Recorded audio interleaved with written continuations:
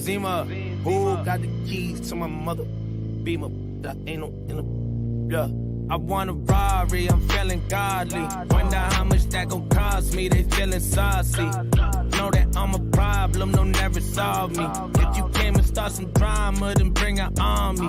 I've been going fast and it got me swerving. I know that I'm a child of God, but they want me cursed. I've been trapping out the Ozark, I'm already burdened. And I've been hard at work, yeah, but you just hardly working. If it wasn't for this rap shit, I'd be moving kilos. Front to back from my connect and cop a few casinos. Used to fake it till I made it just to boost my ego. Stashing money in my shirt, they thought I grew some chichos. Oh no, I got some new wheels, Tired of kids, they think that we in school still, Play me, you gon' find out how the two feel, Go around and you gon' find out who's real, Ooh, yeah, Zima. Who got the keys to my mother? Beamer.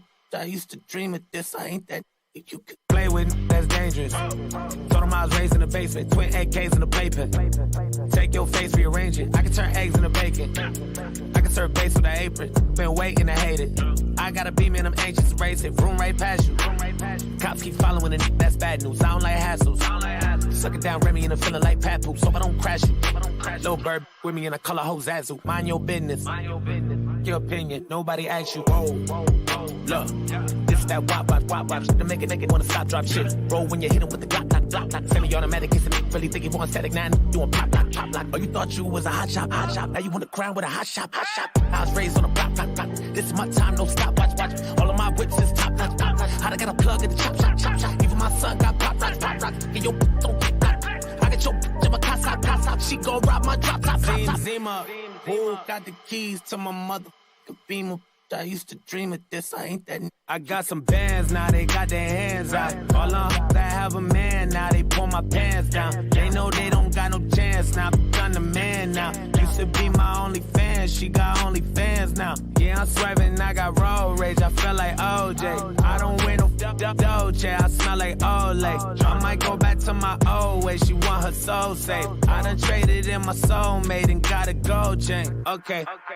I came up wearing the privilege of poverty living, and I ain't had none but scraps. I had to watch the winning and driving the foreigns, and I was just stuck in the back. I had to learn me the business, and once I applied it, I made me a couple of racks. I had my Nicki, and Cardi, and Megan, and then I woke up from a nap. Ooh. I had a Bugatti, and then I woke up in the trap. I had a couple of friends I left in the past, cause they don't do nothing but cap. Gotta unmute myself. Got stuck in the song, man. Peace. It is a guy with the bow tie checking in with you live for another edition of Business with Benefits. Had to play some Zima because we got the queen of car loans in the building. How you doing, Regina? I'm doing excellent, Daryl. Thanks for having me. Thanks for allowing me to use your platform. Oh, well, I figured that song would make sense for what you're doing because you're all about cars and nothing better than that new Zima song. So thank you, folks, for joining us. Thank you to #Team Live, #Team Replay. However you consume the content, we appreciate it. Please let us know where you're watching from and how you're watching. And Regina and I met by way of a friend of ours, Shanae Murray, which has eclipsed 1 million followers on LinkedIn recently. And I love Regina's messaging and brand was and everything. So people know who I am, but for people that don't know who you are, let them know your gift for the world. So, yeah, first of all, again, I want to thank you for having me. So my gift to the world is I am I am Regina, the queen of car loans, but actually I'm a problem solver. I help people with their problems.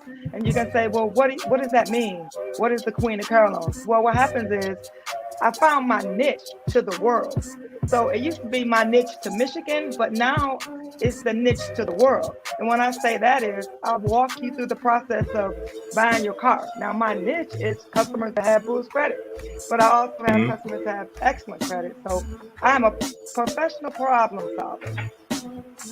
Awesome. And I love that you make helping people with cars because it's usually like a not fun thing. Most people buying a car is one of the things they hate doing most, usually for purchasing.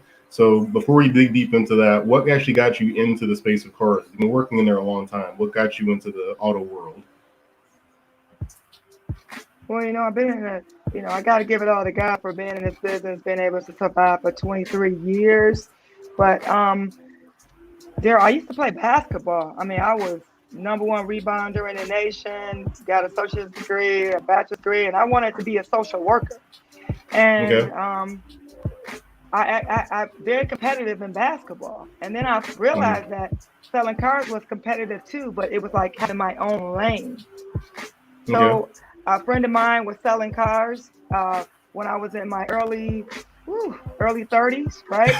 Okay. And I so Daryl, what I did was I called him every day at Arbor Pontiac at the dealership where I first started at, and he ignored me for the first 6 months.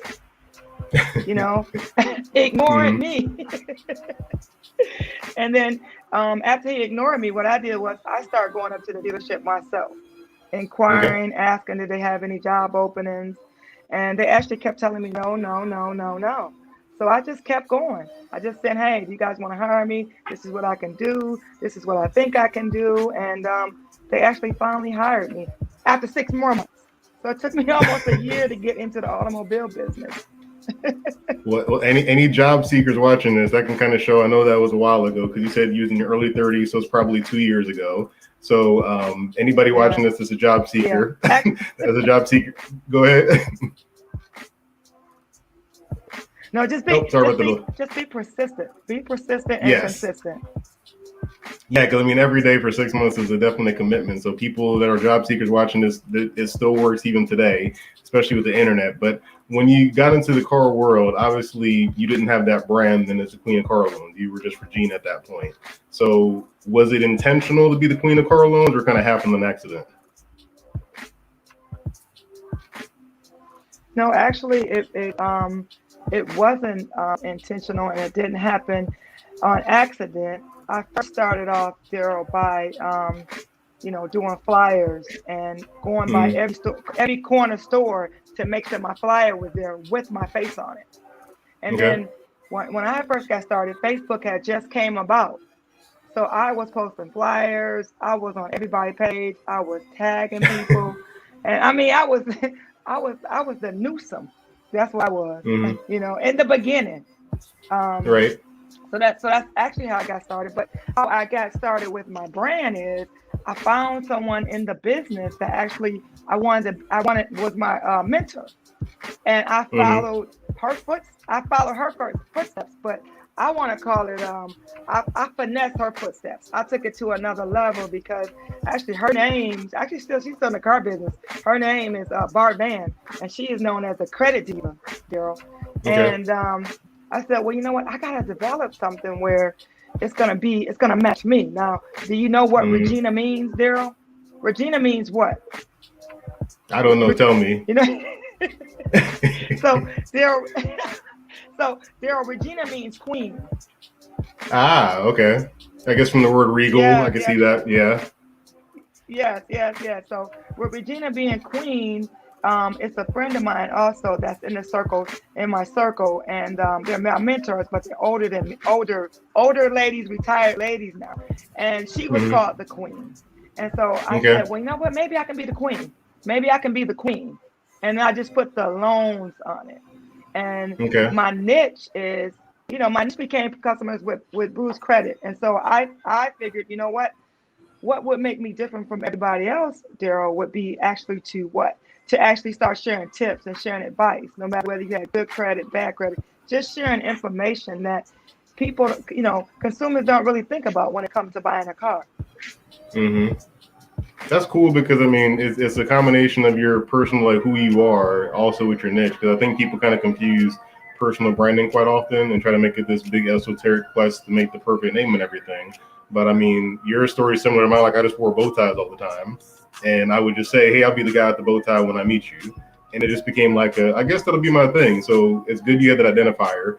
And when you do that with loans, that pretty much always leads to a car sale. So it sounds like your dealership is happy with this arrangement. It sounds like they support it a whole lot. Is that pretty accurate? Well, you know what? That's real accurate, Dale. I have a great relationship with Joe Longhammer Chevrolet.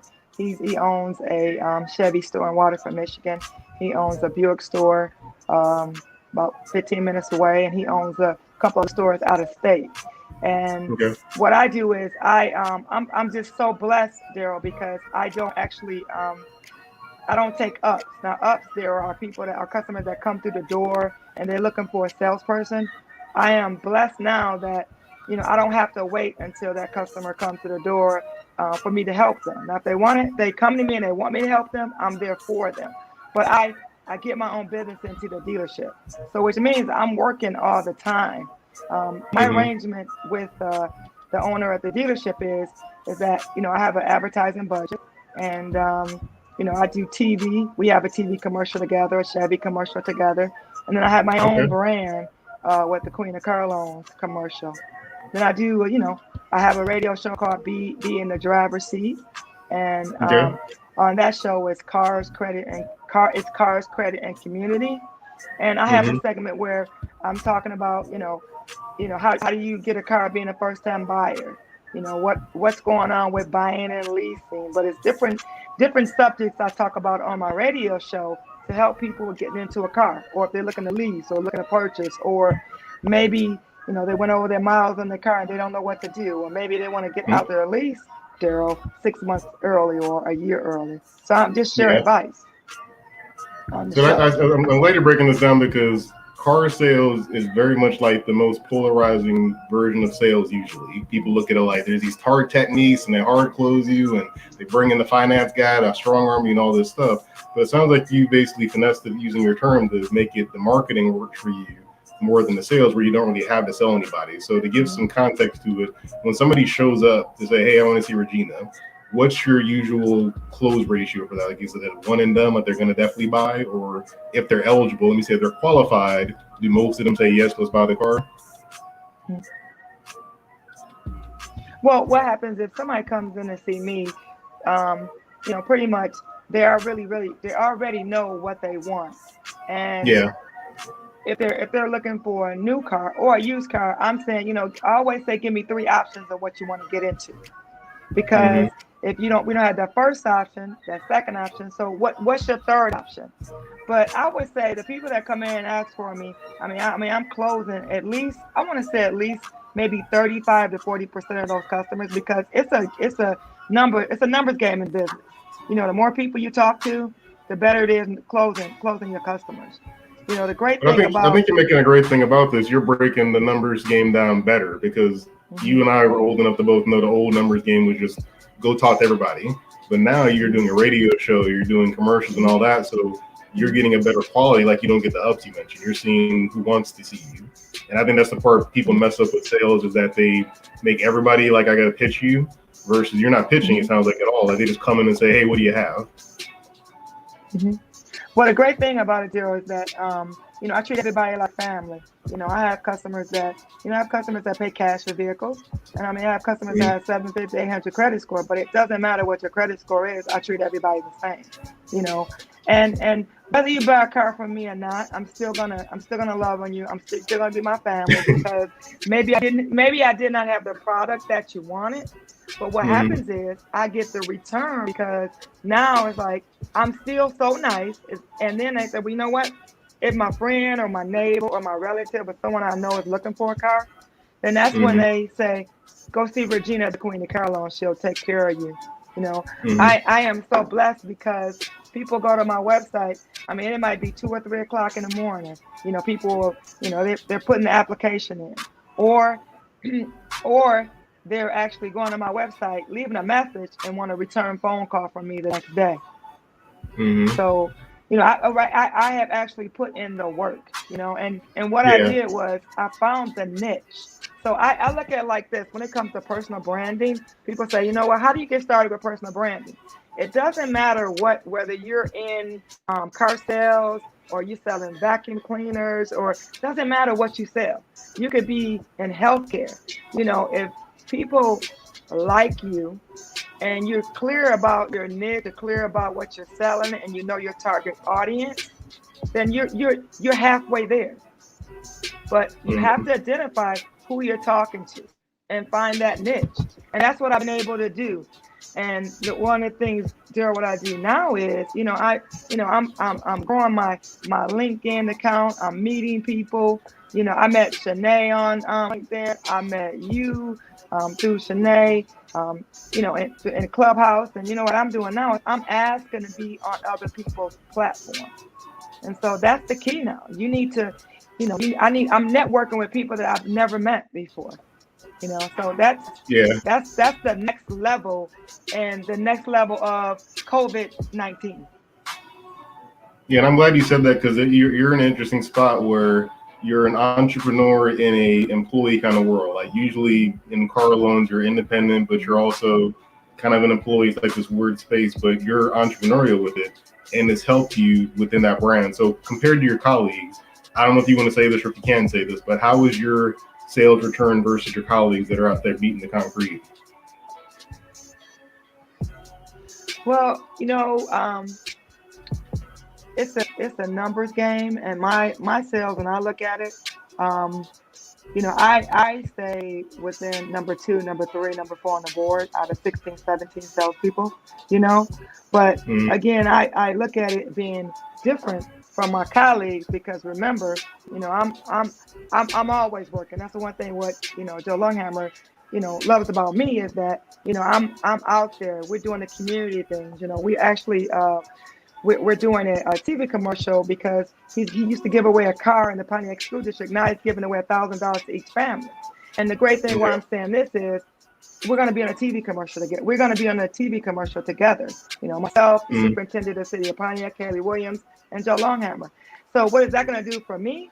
That's going to let people know. That's going to help me sell cars. It's going to get me in different people's, in their living room or wherever they're watching yeah, TV. But it's also going to get me more customers. So I'm yeah. I'm And on I'm let's on break their that down too platform. real quick. I want to break that down real quick for people that if you're an employee watching this and you're working somewhere, your personal brand, did they come to you and say, hey, we want to do more for you? Or was it you came to them saying, I want to get a budget and market and stuff like that? Say that one more time, please. Oh yeah, it's fine. Basically, with your personal brand and the brand you created, when everything was kind of clicking and working well, did they come and say, "Hey, Regina, we want to dive into you more and build up more with you," or was it you came to the owner and said, "Hey, I need a budget and everything for marketing"? Well, let's just say this. I came to him in the beginning, and from there it's taken off. I bought my plan. I put together my plan with Yeah. my plan and brought it to him. But the thing about it, what I did was, it's not just me. I have a marketing coach, and I have Mm-hmm. a PR. I have a PR lady, a PR lady. A lady Yeah. that helps me out with things. So it's just like Okay. it's a team. We all gel together. So when you're working with someone, or you're working for an owner, you have to put your things on paper for what you want to put together. But then you also Mm-hmm. have to have a track record or something to bring it to them together. Right. You know, and the one thing about me is, you can tell me no so many times, so I'll just keep coming back and keep coming back. Especially if I believe in something. And this Well, right now. go Go ahead. ahead. I'm sorry. No, go ahead. I'm sorry. I want to say the reason I wanted to break that down because some people I'm gonna put some comments on the screen real quick. We have Kwame Lee. He's representing from Alabama. Thanks for jumping in, King. And then we got Donovan Smith. He's team live also here in ATL. The reason I wanted to slow down on that part because some people are afraid to personal brand. I think it's not necessary when they're an employee. They're like, what's the point? Why do I have to do that? I have a job. They just tell me what to do. But you parlayed it into one, you don't really have to sell, quote unquote, which we'll dig into in a little bit. But also you have partnership with the company leadership. So they see what you're doing. So you mentioned bringing the track record, but bringing a plan. Have you seen any of your colleagues kind of say, I want to do that too, or I should listen to Regina, where they kind of like, that's her thing, let her do her thing? No, they're listening. They're paying attention. And they have asked for pointers. And I'm always, Right. I always want to share. I always want to share information. But I'm getting older, and one of the things I'm working on now is I'm working on an online course, because Mm, I want to teach people. I want to teach customers or consumers how to buy a car with no credit, or how to buy a car with boost credit. So yeah. I know you asked me one question and I gave you another, but I just wanted to share that. But let me just say this. When you're in sales, Daryl, you always got to be working. If I don't sell a car, if I don't create partnerships, then I don't eat. And I got to Mm, eat, because I'm 6 foot. I'm 215, 220. I'm a tall girl, a big girl. I got to eat. and I love nice things. Okay. Yeah. And I wear size 12. So, all that kind of like, fits in together. Yeah. No, thanks for being honest. Look, that's the hardest part of my job, running life insurance policies, asking a woman her height and weight. So you're honest with us. So I appreciate that. But something when you yes. When you speak about that, so car sales, like you mentioned, people have to be out there and get ups and people coming in there. How much of your time do you think you spend marketing versus actual quote unquote selling? Well, let me just say this. I'm a little bit of a not a little bit of a workaholic. I may wake up 5 o'clock in the morning. I got this great idea. I jump out of bed, put it on my little visionary board, and say, well, let me put that together. Let me figure out how I can put it together. So I'm always marketing. When I say that is, I don't have to just talk about car sales to be marketing. Right. It's just having conversation. And when you market and you put yourself on different platforms like LinkedIn, Facebook, Instagram, and you get on other people's platforms, like I'm on yours, it puts me in a different light. And that's right now is I'm at work, right? So I'm taking my extended early dinner break. But we get off at 8, So I would say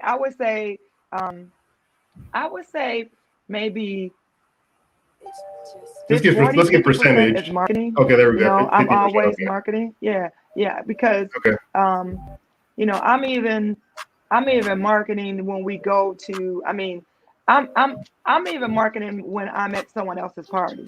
I don't have to actually give them my business card. It's about just striking up a conversation. And then now everybody knows what I do. I don't have to market myself when I go into their circles because they're like, oh yeah, that's Regina. She sells cars. She's spending car loans. She does this. She does that. She does this.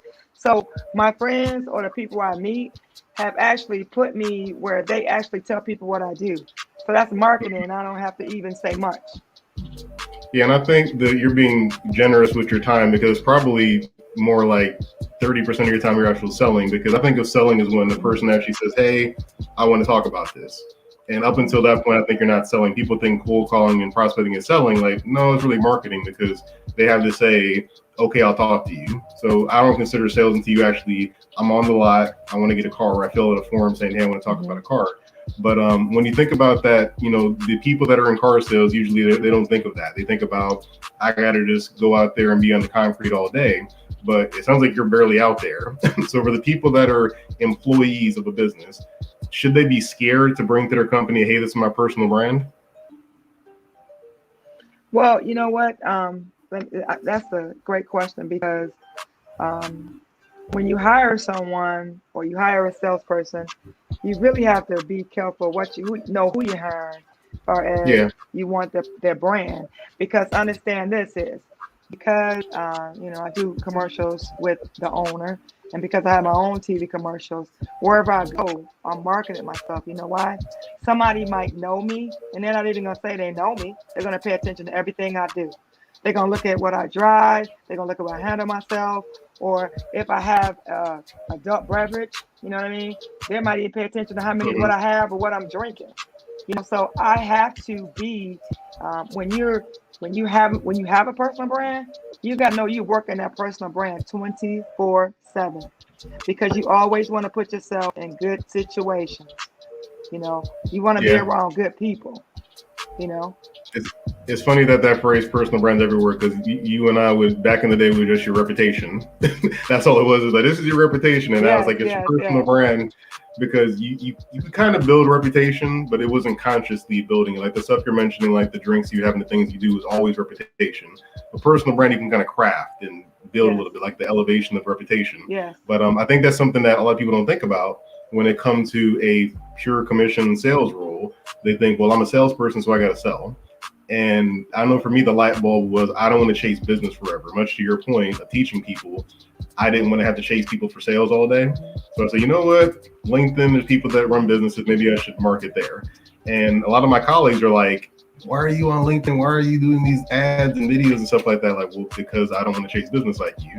So for the people that are hesitant to look at marketing, Yes. How important is, how important is Yes. marketing to you? Because I think you market all the time. How important, if you think about your time and your budget and everything, would you tell somebody that's new to sales to focus on learning selling or focus on learning marketing?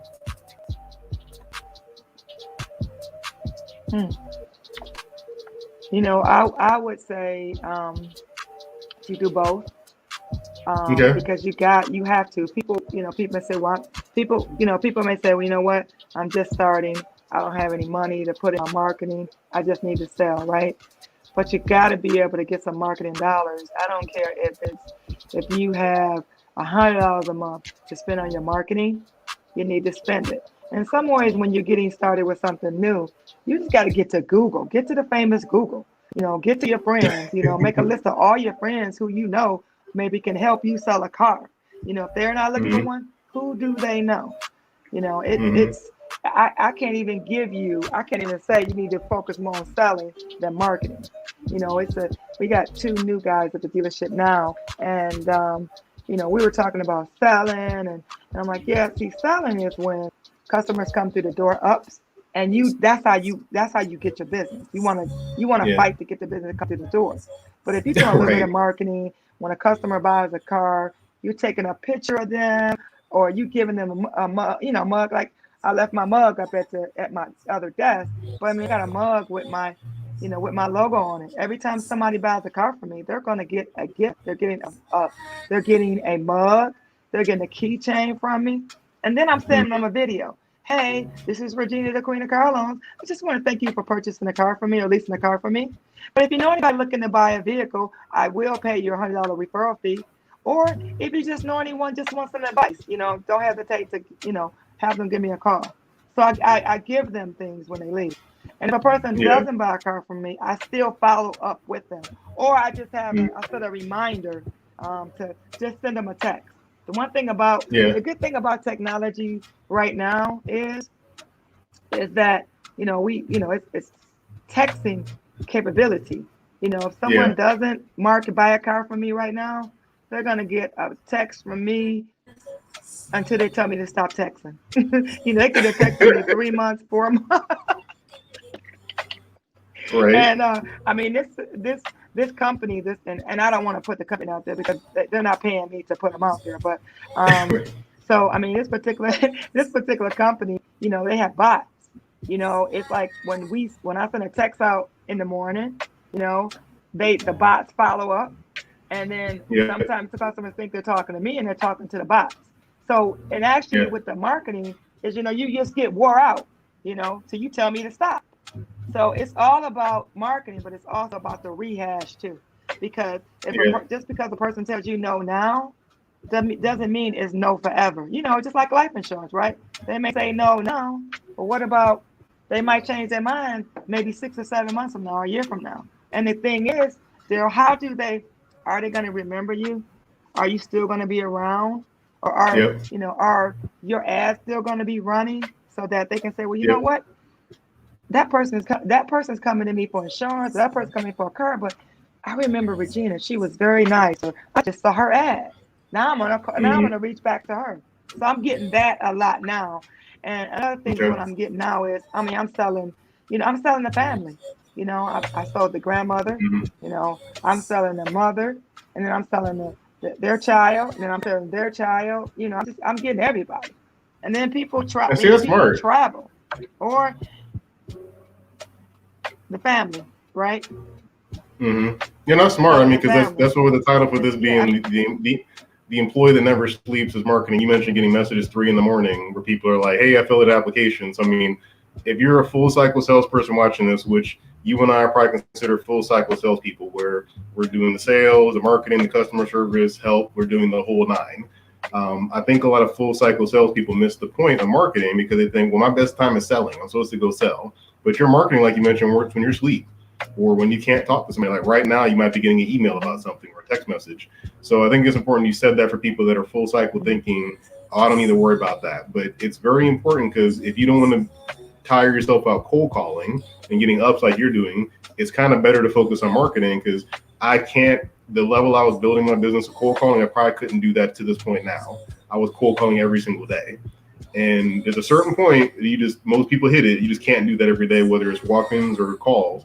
So for you, you mentioned hitting family up and all that. Have you seen your sales cycle decrease? Like it takes you less time to close somebody because you focus on marketing so much? Wait, say that one more time. I'm sorry. Yeah, I was saying, have you seen your sales cycle decrease? Like the time it takes to close somebody, have you seen that decrease since you've begun all your marketing efforts? Well, I don't want to say my sales time decreased because of the marketing. Okay. I think when you get a warm referral, a warm referral basically closes themselves. You know, it's going to be sometimes that, and matter of fact, I mean, I'm not going to say everything is peaches and cream because it's not. Because I got 2 customers today. One came off an ad, and then the other one was a referral, and I didn't have what they wanted. You know, and you know, and then I said, well, you know, give me a few days, let me figure out, let me see what else we're gonna get, right? One of them was like, okay, Regina, you know, I want you to see what options I have. The other one was like, I'm you don't have what I want, I'm gone, I'm done. And I said, okay, no problem. Right. I said, if you change your mind, you let me know. And so what I did was they're automatically in my text system. You know, they're gonna get a text from me tomorrow and again the same day. So it's gonna be, I don't want to say the beat down, but it's gonna be, I'm gonna always be in touch with you until you tell me no. So far as closing them, pretty much because I'm blessed, you know, people, it's not so much of closing them. I spend time more closing the people that get referred to me that are not, that really don't, that really just kind of just found out about me, but really don't know anything about me. Really just giving me a chance. And I get those customers. And I probably get about 4 or 5 of those a month. And I close half of those, you know, because they can go anywhere and they can go anywhere to get a car, you know. And I'm blessed to be able to close out of those 4 or 5, maybe half of them, you know. And those are people that I really have to put my hard hat on, or put my baseball cap on, and I don't even wear a baseball cap, and say, you know, what do I need to do to get a business? What do I need to do? I mean, what? Tell me, what do I need to do? Because I'm a veteran now. I mean, it's going straight to the point. I love everybody, but I don't play those around the corner or back to. I don't play those games. I go right in. You know, are everybody that's making a decision, are they here? Do we need to call somebody? You know, what's holding you back? You know, is it because of the payment? You know, is it the rate? Is it your insurance? What can we change? You know, if we can change it, you know. Right. That's good you're doing that. I mean, that's the thing. The new age of sales, I feel like, is the disarmingly honest. Just tell people straight up what it is. No need to have games and all that. And you're a clear example. I forgot where I heard this, but the building a business or prospecting is showing people you're someone worth talking to about something we're talking about. And everything you're doing with Clubhouse, LinkedIn, and all that is showing people you're someone we're talking to. But you bring up topics that we're talking about. Like you and I spoke, and you shared a tip with me about the leases. Like I don't lease a car, but you shared a secret about a leased car is probably worth more now than it was previously. So for people that don't understand that, that's a good tip to share with people. Break down that new information that's going on because of the car shortage. Well, because of the chip problem in the United States, and that's only because of COVID. And what happened was during COVID, you know, General Motors, or not just General Motors, but manufacturers stopped making. You know, they stopped, production stopped, and the chips. Everybody was using their cell phone. Everybody was using their laptop, and chips stopped being produced. A certain amount of chips stopped being produced.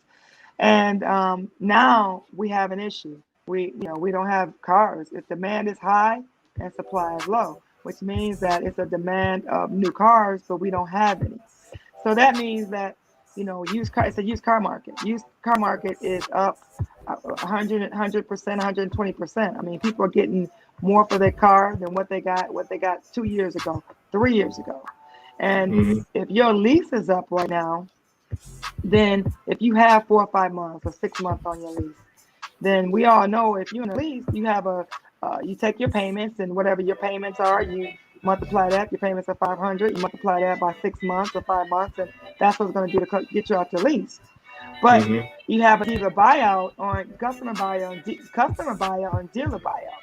And so what's Okay. happening is the dealer buyout, the dealer buyout is worth the dealership buying the car, which means that the customers are leaving with money in their pocket, or they're getting up their lease without coming up with any money. No rollover until your next car.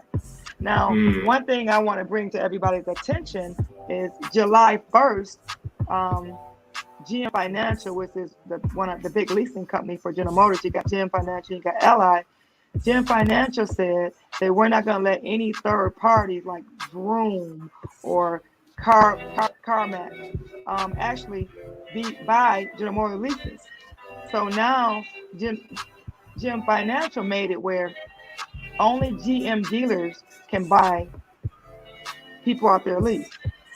Because Mm. what's happening is, and I was just telling my customers today, well, one of my customers is that when you get a car through Vroom and these other companies that can deliver your car, you're going to pay more for your car. Yeah, they're going to give you more selection, but you're going to pay $2,000 or $3,000 more for that car. And when you look to Yeah. get out that car, you're going to have some issues. So, I mean, getting out your lease right now is the best thing if you don't have you have 46 months left on your lease.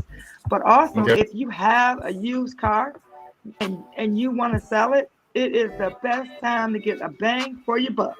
Bang for your bucks. Right now, it's the best time to get out of it. But one thing I wanted to share, one more thing I want to share about leasing, Daryl, Okay. is that people don't understand. Well, if you're looking to lease a car and you ran into issues with your credit and you didn't qualify for that lease and they said no. Well, if you do a one pay lease, take all your payments up front and you make that payment for all your leases for the next 2 years or 3 years, which we call a one pay, then you're automatically going to get approved for a lease because they're not going to look at your credit. Unless you had an issue with them in the past, and in most cases they'll work that out. So I just wanted to share that because you do have customers or people out there that actually went through a divorce, lost their job, and now they have a lot of money, but the credit is not in the best shape. Well, if you want to Mm. get into that new car, that new Chevy, that Buick, or that Cadillac, just make all your payments up front, and you can get the car you want. But that's all I wanted to Okay. share on that point for leasing. No, that's important info. 'Cause I'm very green to that. So you're schooling me right now. So I appreciate talking to experts like yourself. And one more thing to kind of get into is a lot of times in this social media world, people have this fear: if I give too much information, people won't go deal with me. If I give away all the secrets and the tips and the tricks, people won't go for my offer.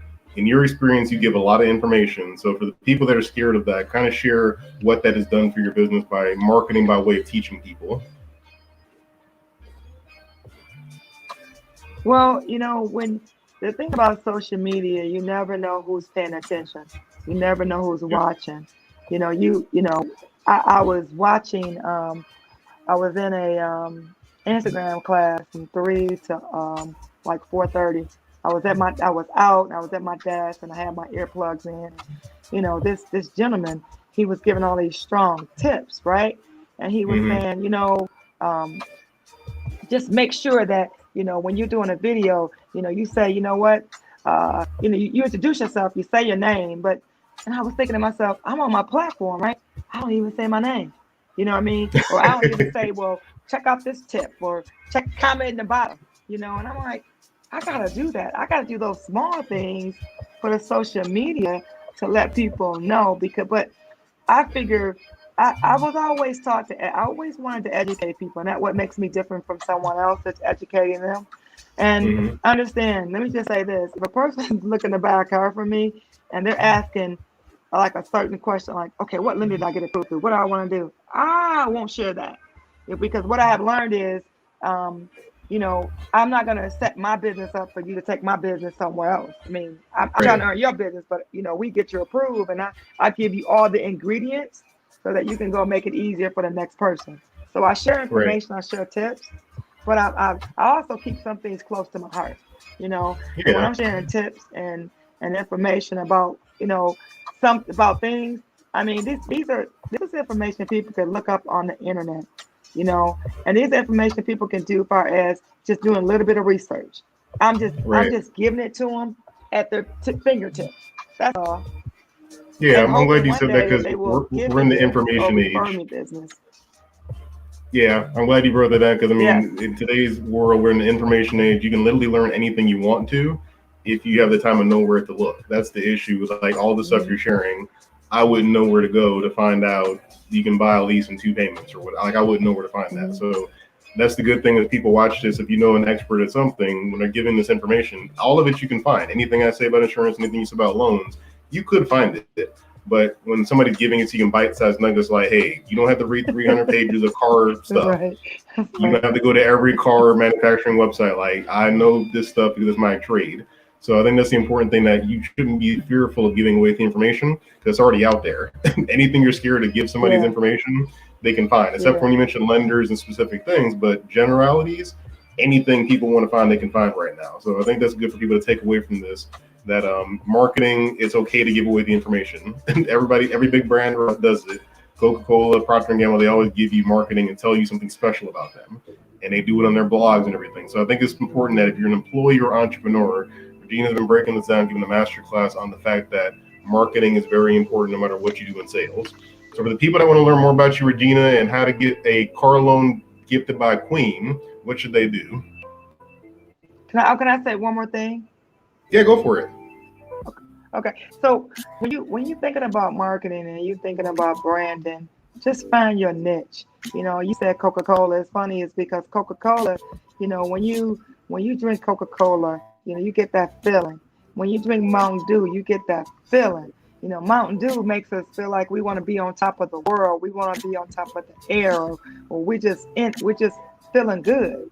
So you have to think about what a brand is a person. It's a feeling. It's how you make people feel. When you're doing your video, how are people feeling? How are they projecting? I mean, what are they thinking?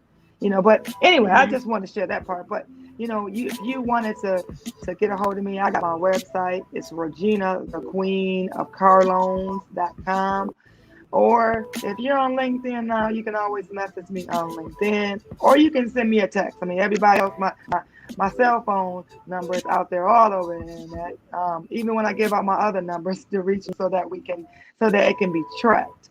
But you can always shoot me a text at 248-431-2955. And I say shoot me a text because that's how I'll respond faster, and then we can schedule a time to chat. Yeah, it's weird when you start getting those random text messages from people from the internet, like, who are you? Oh, I got your number from your page. Oh, okay. That weirded me out the first time it happened. I'm like, who is this? But it's definitely, it's the quickest response for you, definitely is texting people. So Regina, it's been super fun. Folks, please make sure you follow Regina. She has great information about cars and just marketing in general. You're on Clubhouse too. What's your Clubhouse handle? Oh, wow. What is my club? Oh, it's my full name. It's Regina, okay. Regina EileenWoodard.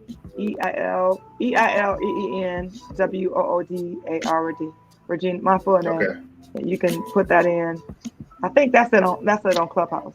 That's the first time. Okay, That's the first time somebody asked me that. Wow. Yeah, okay. like mine's Notorious BTG, but you search my name. It's kind of tricky with that because you can search Notorious BTG or Daryl Perry to find me. So I got to make sure to specify that. So folks, please make sure you follow her. She's been doing great stuff, and then it's always important to know experts in something. And then you're the first I've seen do a great job on LinkedIn with marketing with auto. So if you need a honest salesperson that sells cars and isn't going to do any kind of crazy tactics, check out our website, give her a call. And please, folks, still be safe. This pandemic is going on to a degree still, so please be sensible and smart. And make sure you share this with somebody looking for a car or just needs help in marketing. Personal branding is super important, and marketing is the employee that never sleeps. So Regina has mastered that. So please make sure you pay attention to what she's doing. We'll catch you guys next time on Business with Benefits. Share this with a friend and give us a comment. Thank you.